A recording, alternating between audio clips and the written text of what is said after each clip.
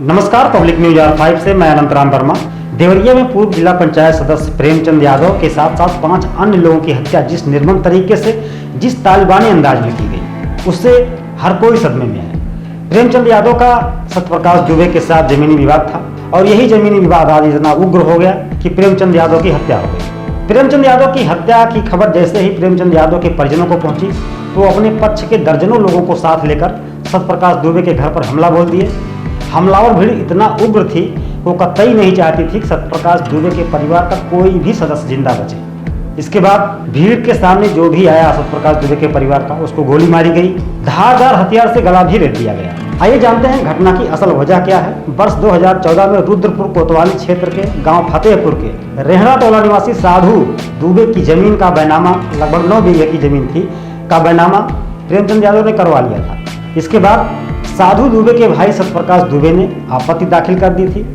बताया जा रहा है कि अपने रसूख और पहुंच के बल पर आपत्ति के बाद भी प्रेमचंद यादव ने खारिज दाखिल करवा लिया था। खारिज दाखिल हो जाने के बाद सत्यप्रकाश दुबे कोर्ट चले गए। मामला अभी भी कोर्ट में लंबित ही है कि इसी बीच एक घटना हो गई। आज सुबह प्रेमचंद यादव उसी विवादित जमीन को देखने रेहड़ा टोला गए हुए थे।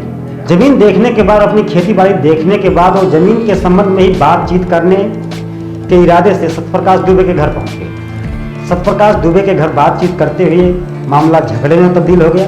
बात इस तरह बढ़ी, विवाद इस तरह बढ़ा कि सत्यप्रकाश दुबे के परिजनों, सत्यप्रकाश दुबे के पक्ष ने प्रेमचंद यादव पर हमला बोल दिया और उनकी हत्या कर दी गई। बताया जा रहा है कि प्रेमचंद यादव की भी हत्या धारदार हथियार और पीट कर दी गई। इसके बाद यह खबर जब प्रेमचंद यादव के टोला अभय टोला पहुंची तो उनके परिजन उग्र हो उठे। वो अपने साथ दर्जनों समर्थकों को साथ लेकर, अपने पक्ष के दर्जनों लोगों को साथ लेकर के सत्यप्रकाश दुबे के घर पर हमला बोल दिया। सत्यप्रकाश दुबे के घर पे हमला बोलने के बाद सबसे पहले सत्यप्रकाश दुबे की हत्या की गई, उनको गोली मारी गई। इसके बाद सत्यप्रकाश दुबे के परिवार के लोग घर में छुप गए, दरवाजा तोड़ दिया गया उग्र भीड़ के द्वारा। फिर जो भी सामने आया उसे गोली मारी गई। बच्चों तक को भी नहीं बख्शा गया, बच्चियों तक को भी नहीं बख्शा गया, यहाँ तक कि 8 वर्ष के बच्चे अनमोल को भी नहीं बख्शा गया। हालांकि संयोग से वो जिंदा बच गया, लेकिन 5 लोगों की हत्या तुरंत उसी मौके पर घर पे हमला बोलने के दौरान ही कर दी गई। मामले पर त्वरित संज्ञान लेते हुए मुख्यमंत्री योगी आदित्यनाथ ने प्रमुख गृह सचिव संजय प्रसाद को मामले के हर अपडेट को उन तक पहुँचाने का निर्देश दिया। साथ ही मृतकों के परिजनों के प्रति संवेदना व्यक्त करते हुए आर्थिक सहायता का भी आदेश दिया।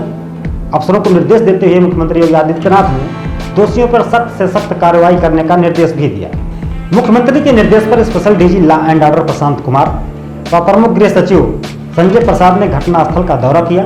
दोनों अधिकारी सभी बिंदुओं पर गहनता से निरीक्षण कर रिपोर्ट मुख्यमंत्री योगी आदित्यनाथ को सौंपेंगे। आइए देखते हैं घटनास्थल के दौरे के दौरान special DG law and order Prashant Kumar व प्रमुख सचिव गृह संजय प्रसाद ने क्या कुछ कहा। जैसा कि आप लोग अभी बता रहे हैं कि अगर एप्लीकेशन थाने में दी गई है और किसी तरह की कोई लापरवाही है तो लापरवाह व्यक्तियों के विरुद्ध भी कार्रवाई होगी। और इसमें भी जिन लोगों ने यहाँ किसी के घर पे चढ़ के कानून को अपने हाथ में लिया है, उसके विरुद्ध भी कठोर कार्रवाई की जाएगी। वर्तमान में गांव में 2 कंपनी पीएससी तैनात कर दी गई है और यहाँ सभी वरिष्ठ अधिकारी स्वयं मौजूद हैं। जहाँ तक सहायता की बात है, ये शासन स्तर पे समीक्षा के बाद से निर्णय लिया जाएगा। देखिए, आज सुबह यहाँ पे एक बड़ी दुखद घटना हुई है। घटना स्थल पे हम लोग खड़े हैं यहाँ और माननीय मुख्यमंत्री जी के निर्देश पर मैं और स्पेशल डीजी साहब हम लोग लखनऊ से आए हैं यहाँ घटना के बारे में जानकारी हासिल करने। जो प्रथम दृष्टया जो हमें जानकारी मिली है वो ये है कि ये आपसी रंजिश में की वजह से ये घटना हुई है। एक पक्ष जो है वो अपनी बात को लेकर के यहाँ आए थे सुबह, उनके पहले तो एक घटना हुई और उसके बाद उसके रिएक्शन में दूसरी घटना को अंजाम दिया गया, जिसमें कुल अभी तक 6 लोगों की डेथ हुई है।